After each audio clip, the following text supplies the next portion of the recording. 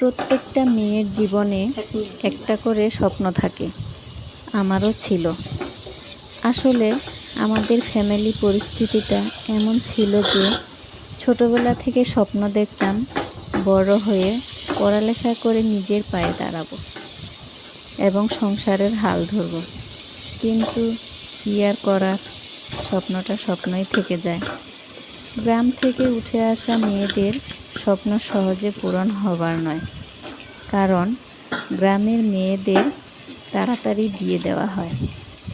তাই ইচ্ছে থাকলেও কোনো উপায় থাকে না। বিয়ের পর ভাবলাম এবার অন্তত স্বামীর পাশে দাঁড়াবো। সংসারের চাপে তাও আর হয়ে ওঠেনি। এবার মোবাইল টিপতে টিপতে দেখি আমার মতো অনেক মেয়েই একটা করে পেজ খুলেছে, পেজ খুলে স্বাবলম্বী হয়েছে। তাই এখন